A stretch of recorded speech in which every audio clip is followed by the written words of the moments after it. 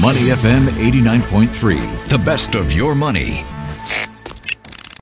Influence on your money with Money FM 89.3.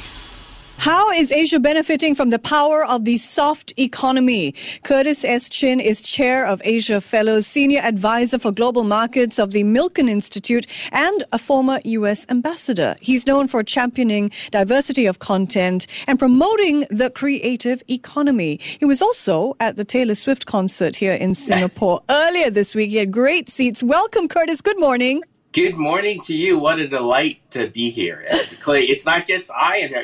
I came in for a Biopharma East-West Summit, which was a terrific event.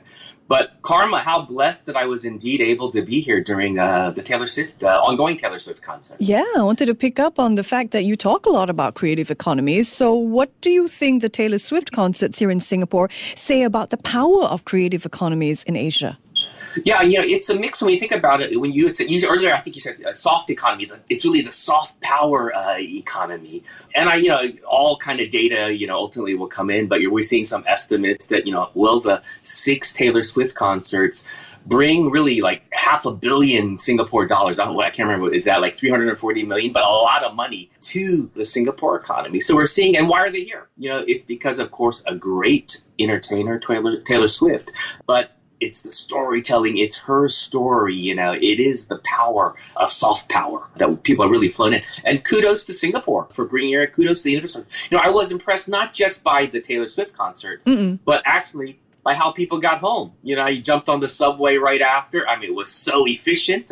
And I was back in my hotel, 15, 20 minutes, but just so orderly. Amazing. What a contrast to say, like when I went to, Yankees game or Mets game in New York, and like, oh my God, do I have to leave the game early because it's going to be a madhouse at that subway stop? But yeah, kudos to Singapore.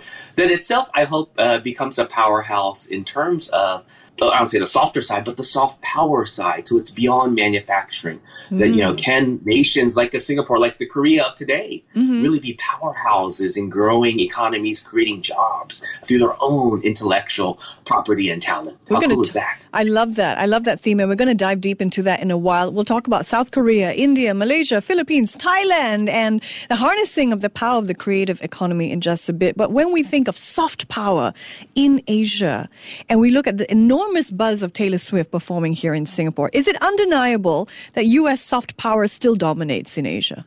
In some ways, it does, but it's so different in different countries. And as you think about what is soft power, a lot of time of the year I'm based in Thailand, the startup company there, and there the new Thai government is saying, let's make Thailand a soft powerhouse. But what does that mean? There it's everyone loves these things you can easily remember. So there it's like a bunch of like F words, right? It's like food, fighting, Thai boxing, festivals. But for me, I believe soft power is bigger than one little specific thing, like a piece of music, a TV show, or a concert. It's also about the mindset that a nation is going to project its best through things above and beyond cars and computers. But that I'm looking at you, I think, through an iPad. In a way, isn't that soft power too? There's clearly the technology and all that people see and how they access content is as big sometimes as the issue of what the content is on those devices. So clearly, America remains a soft power, but increasingly other nations are also. And I think that's how it should be. Let there be competition in all these areas, peaceful competition. You mentioned competition, so I have to ask where you stand on the debate over the grant that Singapore provided for Swift to perform exclusively here. Was Singapore being less than neighborly? I was thinking, because you had asked me this question, earlier, and I was thinking, how can I be witty? Should I quote a Taylor Swift song and say, shake it off, Singapore. Haters gonna hate, but every country needs to do what's right for its own people. It's a business deal. And as I think about the range of content that we in Asia love, whether it's from America or from elsewhere in Asia, Thailand, to its credit, I think through its own version of incentives, is now the location of the filming of a top HBO TV series called The White Lotus. And so countries give incentives to film in a country. Is that so different than a country giving an incentive to have a concert in a country? So I think every country does what it thinks it's right, but kudos to Singapore. But maybe Taylor Swift is listening right now. I don't know. And she might say, well, okay, guys, you're right. Next year I'm coming to Thailand or to the Philippines. But you all need to make sure you have the infrastructure, that you have the public transport so people can come and go easily, so that the listeners in those countries, the audiences, will have a terrific experience, just like people here in Singapore seem to be having in their attending the Taylor Swift concerts here. When we think of countries using this idea of creative economies, shaping preferences of others through the appeal and the attraction of their own culture, talk to us a little bit about what is required for any Asian country who wants to be the next Korea, for example. We talked earlier and you mentioned this amazing point about needing to be more than a venue. Yeah, one of the things that, we do at the Milken Institute is just focus on this notion of how do we create better, more meaningful lives in a way for people. And in the old days, as we thought about how Asia developed, there was this notion, the tigers, that these economies, then it was like Taiwan and, Korea, and in the old days as countries developed, they were all about manufacturing hubs. It was about price of labor. But as countries move up the value chain, I'd say we'll create the intellectual property that people will want around the world. So let's talk about film again. Korea is not just this hotbed of K-pop, but K-drama, Korean drama have taken the world. I think this weekend is the Oscars. Was it just 2 or 3 years ago? The Korean film Parasite won Best Picture. And so this is, in a way, a version of soft power too, that it's not just music, it's film and TV. And importantly, it isn't just an Asian adaptation or remake of some US film. This is original content. So when you think about even locations, it's great that Thailand is the venue for the filming of The White Lotus. It's great that One Nation, like if we think about Crazy Rich Asians, filmed here in Singapore as well as Malaysia. Great that they're venues. But I think even more powerful is going beyond being a location.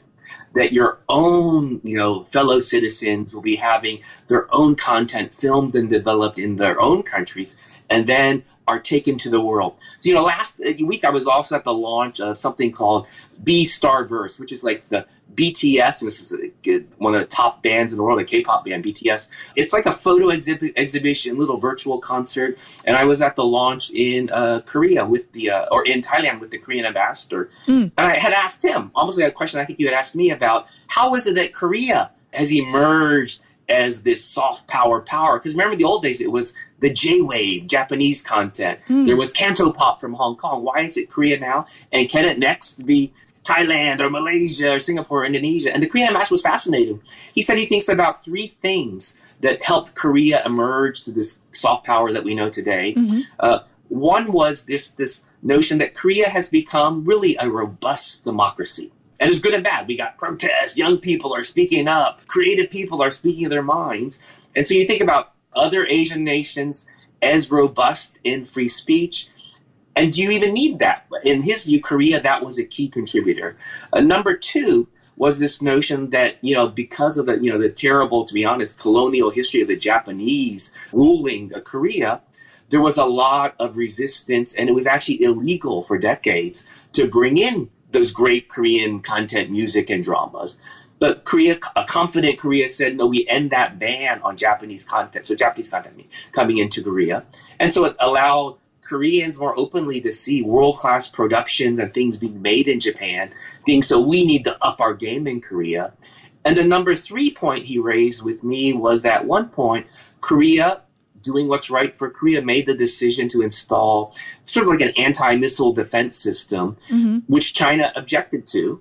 Korea installed it, and then Chinese, citizens began to boycott Korea content. So all those TV dramas and things. And at that point, China had been the number 1 recipient importer of this great Korean content.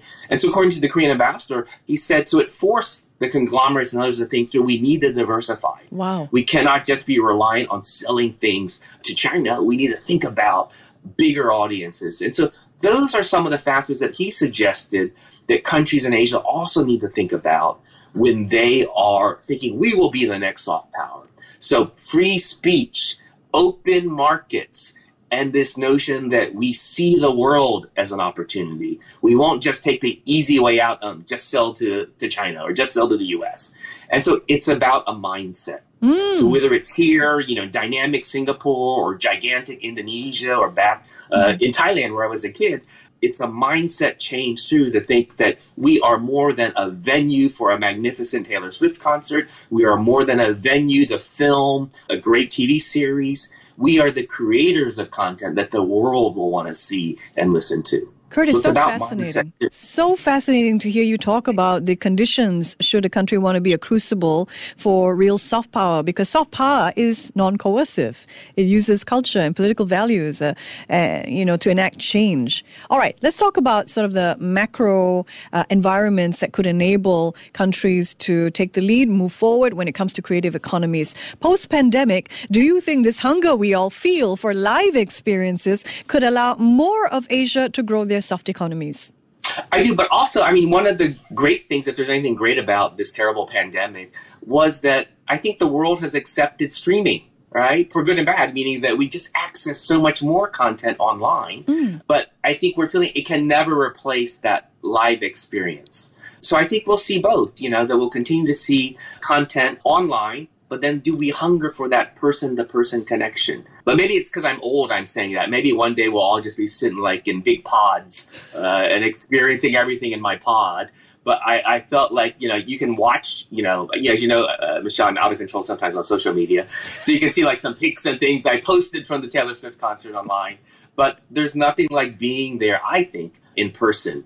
But it doesn't mean that there won't be new ways to enjoy experience. That whole notion of augmented reality. Right. There's a little part real, but we're adding some things. I went to this almost like it was a walking tour in a part of Tokyo where on the app you held up your phone and there was art that showed up on building signs. Amazing. Right? So it's both experiential, but taking advantage of the great technology that Japan and others are also developing. So I think it'll be a mix, that there will always be a demand for live experiences, but clearly technology is providing us new ways to connect and to be entertained. Look at this like gaming. Right? It's, I don't know, my nephew's sitting in our living room, but he's, playing with the kid that like lives next door. Right. But they're all online and connected. So just new ways to experiences. And here again, Asia, as well as the US and other places, can be leaders in creating new experiences I remember, I think during the pandemic, we have this annual Milken Institute conference here in Singapore, right before the F1, which of course is a great in-person experience. F1 wasn't happening because of the pandemic. And so we brought in our chair, Michael Milken, by hologram. So I have to say it was pretty cool. It was almost like, Star Trek where you're beaming in someone. But it's a way, again, to use technology to connect people. And I think, to be honest, that year, Milken Institute won, best organized event here in Singapore, because you need to think through how do you stay on top of your game. And so, that's us at the Milken Institute. But I would say to countries and companies, how do you stay on the top of your game? And at my heart, I believe it's because you will compete, not because you're going to be protected from your competitors. So going back to that earlier question, whatever Singapore did to get Taylor Swift or whatever Thailand did to get the White Lotus, good for them. You're creating jobs for your citizens. And I think the pie will only grow bigger, right? So Taylor Swift next year, you do both Singapore, Thailand, and the Philippines, right? There's such demand for these live experiences. So you can fly to other countries, but clearly I would say to countries, develop your own Taylor Swifts too. And we will go see him or her in whatever country they're performing in. Before we let you leave, you're a former U.S. ambassador, so I have to ask, it's still too early to say who will win, but Trump has had coast-to-coast wins in the U.S. presidential primaries. If he does win the November U.S. election, what does this mean for Asia and the rest of the world, Curtis? Isn't that the million-dollar question? Been on your show and other shows for quite some time. And I am the optimist. I feel that whoever wins, President Biden is reelected, President Trump comes back, or who knows, a third-party candidate, RFK, Robert F. Kennedy Jr. But whoever it is, it'll all be okay in the long run. And, Asian nations, like any nation, many are pragmatic. They will work with whoever is in the White House, as it should be. Countries, for good or for bad, will decide who their leaders are. I'm a fan of democracy. I do like this notion that countries can decide for themselves who rules them, that the citizens have a voice. But that's not the same form of government everywhere in the world. But at least with a democracy, you can make the decision. I like this person, I don't like this person.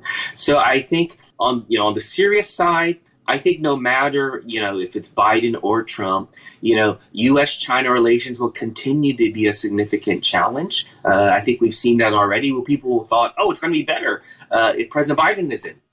I don't say it's worse, but certainly there is still this bipartisan feeling in Washington that U.S.-China relations need to be rebalanced, that we need to, do more things for, let's say, American companies overseas in the face of what is viewed as competition with China that isn't always on a level playing field. So I think those issues will still remain. But for individual citizens, individual businesses, it's the environment you work in. But indeed, you need to think about risk management, which is often both geopolitical and geoeconomic risk now.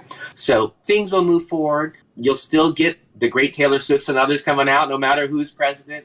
But very clearly, it is, there are implications for the world, whoever is elected, wherever. Here in Southeast Asia, I think we all know the biggest economy in our region is Indonesia. Indonesia just went through an election. Yeah. It looks like, Defense Minister Prabowo will be the next president. I think in the fall it's all finalized.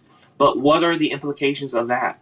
And I think people need to pay more attention to Southeast Asia for its dynamism and its opportunity. We speak so much about, China, India, Japan, these huge economies, Korea. But one of my constant messages is pay attention to Southeast Asia.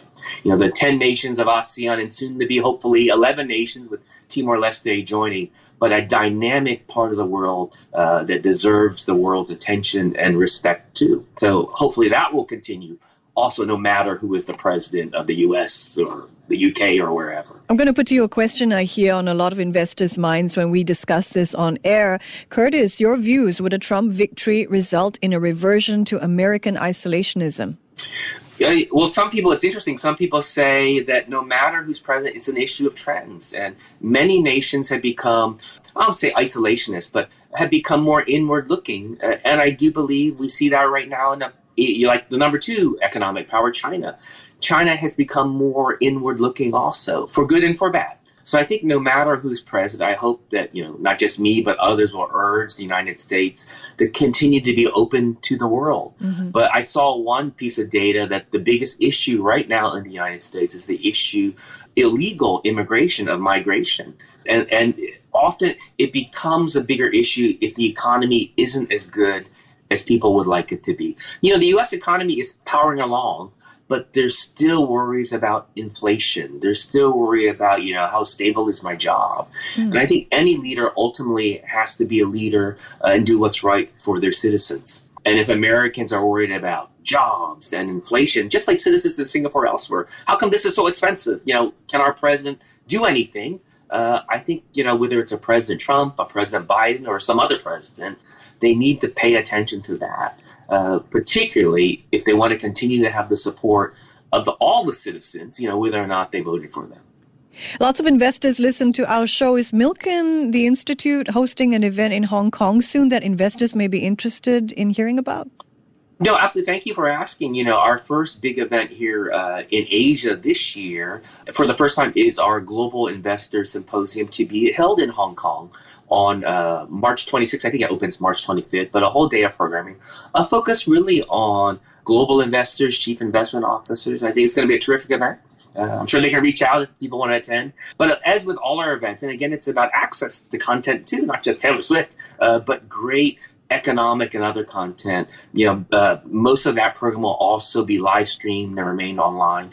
But indeed, March 26th, the Milken Institute Global Investor Symposium in Hong Kong, not just focused on Hong Kong, but clearly a lot of focus on North Asia, China, what's called the Greater Bay Area, Hong Kong, Macau, all around southern China. Because even though, I'm such a proponent of Singapore, but let's not count out Hong Kong. It continues to be a dynamic city, continues to be huge in terms of look at the size of their equity markets. And really remember, China, opportunity, but also a tremendous source of capital. And so I think people also, this is where, is China looking more inward? But China and the U.S., no matter who are the leaders in either nations, will continue to be, great nations that in a way, are also both known for soft power. And so it's interesting, if we think about soft power, here's a question probably for another show. Is China a soft power? Because remember, they are not those things that the Korean ambassador pointed out to me. Mm-hmm. They're not this robust democracy like Korea. They aren't necessarily open to all the content in the world like Korea has become. And then if you think about, this last point, China doesn't need to worry about being in just one market because, their products are everywhere.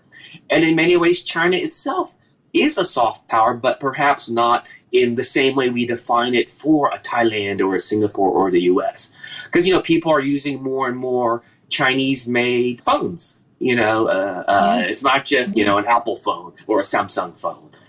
People, as markets open, will maybe driving more Chinese electric vehicles because of the size of the Chinese market. China is already number one, overtaking Tesla. So they're a soft power in a different way.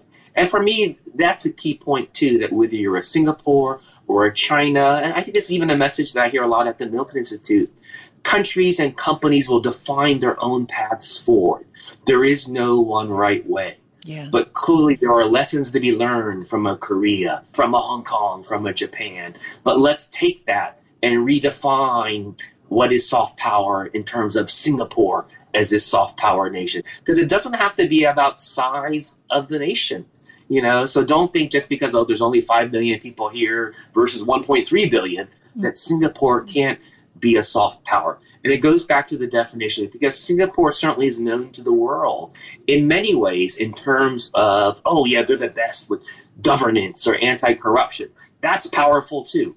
But now they're also known as the venue for Taylor Swift, which I think is how we began today. I love how you wrapped that up. Achieving to that. Now you know, everybody. This is why he's a renowned thought leader. Taylor Swift, United States, soft power. Diversity. Enjoy the rest of the show. Hey, Taylor Swift, if you're listening, do invite Michelle to your concert. I'm flying to the Philippines, but Michelle is still here. Thank you. Anyone going to the show, enjoy. So great to be with you again.